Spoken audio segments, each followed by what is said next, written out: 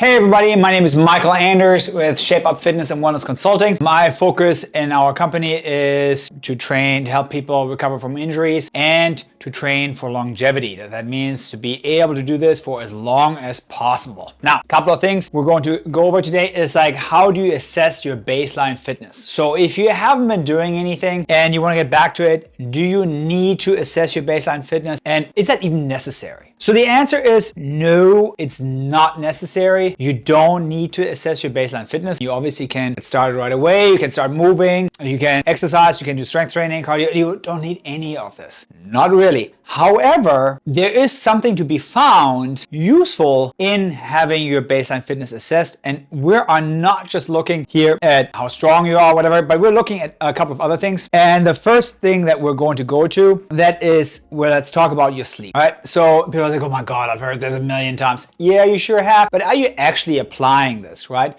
So that's really the problem, right? So the best thing you can do is, like, if you have a partner, ask your partner, hey, do I snore? If you do snore, newsflash for you, you probably should get this checked out, especially if it's something that is on a regular basis. Now, if you don't snore on a regular basis, it might not be a big deal. You might have been like, I don't know, like a sinus infection, something like that, and afterwards everything's good, you don't snore anymore, and we don't have to worry about this.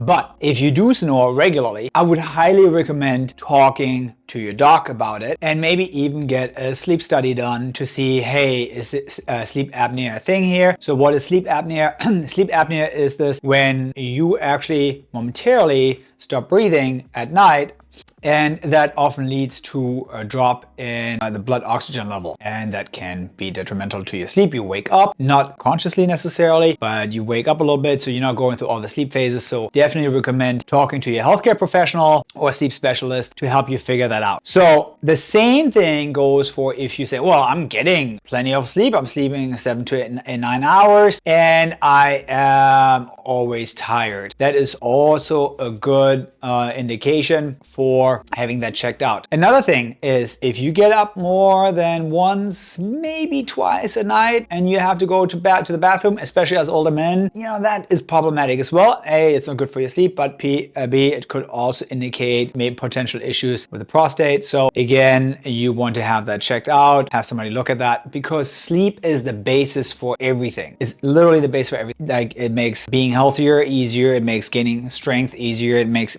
having endurance easier. And it's getting all these gains. Nothing is that as stimulating as sleep. So you literally do nothing. So you just sleep. You don't have to do anything for it per se. Right? So how much sleep do you need? That depends on the individual, but usually it's between 7 and 9 hours. And do we have people who get away with less? Absolutely we do. There aren't many of those. So you might get away with sleeping less, but do you really perform at your best level? Chances are you're not. So get your ass to bed. Get a good bedtime routine, like have a little hanky-panky or whatever. Once you're all relaxed, you're off to bed and you're sleeping. So that's really, you want to leave yourself enough time for that. So if you're going to bed and you're leaving 7 hours, you're not getting 7 hours of sleep. It's not like you're down to bed and you're out. That's not how it is. Most of us take anywhere from 5 to 30 minutes to fall asleep, depending on what we have on our minds.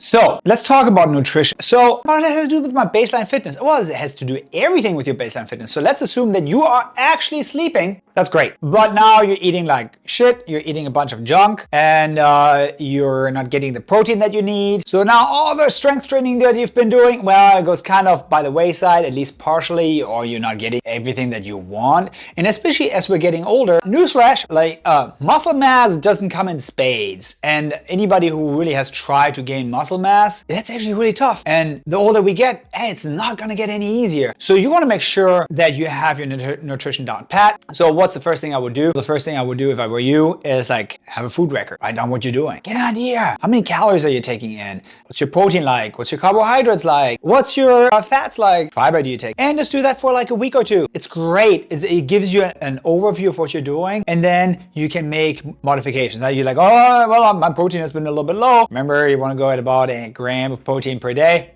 per pound of body weight. So if you weigh 170 pounds, roughly evenly 170 pounds of protein. That's great. If you don't, might want to reconsider this. So you will see really quickly what's missing in your diet. You will also see what you can improve. So next, let's talk about strength. So strength is a crucial thing here. So I think we're living in a time nowadays where most of us realize, okay, strength training is not something that's just optional, especially as we're getting older. Like I mentioned just now, we are losing muscle mass as we're getting older, especially if we're not counteracting it. And with our lifestyles, right? If you're on a 9-to-5 job and you're sitting behind the desk and you're not moving much, your body doesn't need a lot of muscle for that. So it's getting rid of it. That becomes problematic as you're getting older. And now you might have challenges like doing your daily life activities. You might have trouble opening a bottle or something like that. Anything that requires any sort of physical strength. What kind of tests can we do when it comes to that? So like a hand grip strength test is really easy. They're relatively cheap nowadays. And you can do a simple push-up test. You couldn't do it on the knees. You can do it a regular test, and you can just do as many push-ups as you can. And you can look that up really quickly and you find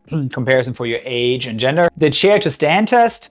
And that is something that is for the lower body strength. It's basically how often can you get up out of a chair 30 times, all the way up, all the way back down. And then we have the standing long jump test. So that's something you got to be a little bit more careful if you have like knee problems or hip problems and you're just kind of new to exercise again, probably would skip this one. But the others are perfectly fine to do and relatively easy to do. And especially as you're getting older, the chair to stand test is actually very important because I mean, that's just you being able to get up and down and see how often can you do that. So relatively easy to find, just Google it, you find a bunch of benchmarks, easy to do. Endurance. So endurance is a thing, right? And everything that you do, it takes some sort of endurance. Some things just don't require a lot, right? Me going to the refrigerator and coming back to my chair doesn't need a lot, but going for a walk with my kids or my grandkids, hanging out with a friend, walking in a town, I'm on vacation, well, all of a sudden that's a completely different story. So a really easy one that you can do is a 6-minute stair test. It's a walking test. So you basically walk as far as you can in 6 minutes. That's a great tool. It's really easy to do, especially for the elderly population or the older population. This is fantastic. The YMCA step test, it's similar. So you have like an H in step.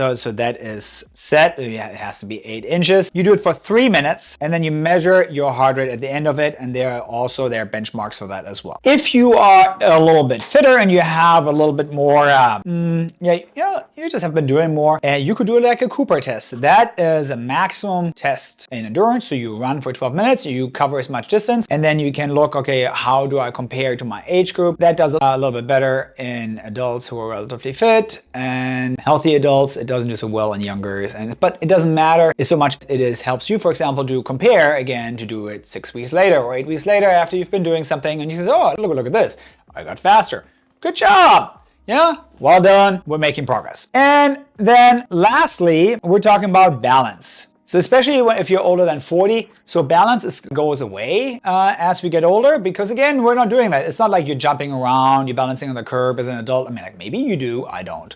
And so here is what I like to do with my clients. Pretty simple. So I do things like, for example, stand on 2 feet with eyes open, do that for 30 seconds. Does it work? Can you do this without like swaying a lot? Your hands are on your hip. Then stand on 2 feet, close your eyes. Then you stand in line, always with your hands on your hips. So you cannot use your hands to balance. Do it with closed eyes. And then you do the same thing with single leg. And so those are get progressively harder. And then you can see where you're at.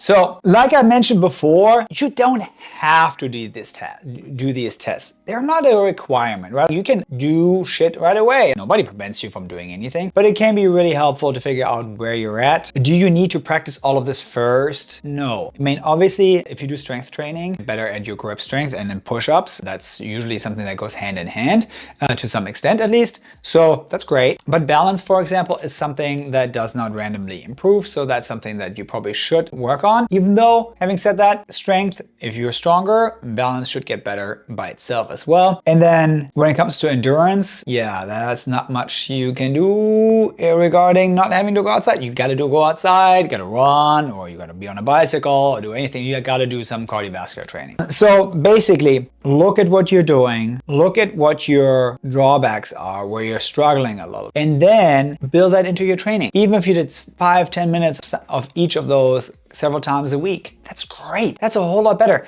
And even if you don't get a lot better at it, you at least reducing the decline that you might be experiencing. And one thing that's crucial, like I said before, I cannot harp on it enough, is sleep and nutrition. Sleep and nutrition are the key thing. I'm the first one to cut out sleep. I don't have the time of the day. I wanted to have some alone time, just hanging out, playing a video game, having some quality time with a girlfriend, and before you know it, you don't have any sleep, and then everything tanks. So you don't want that. So you want to make sure that you have that. So you're welcome to go to my blog on my website. It's charlottepersonaltrainer.org. You will find a couple of norms as well in here. You can always hit me up and send me a direct message. Otherwise, have fun figuring out where you stand. See you next time.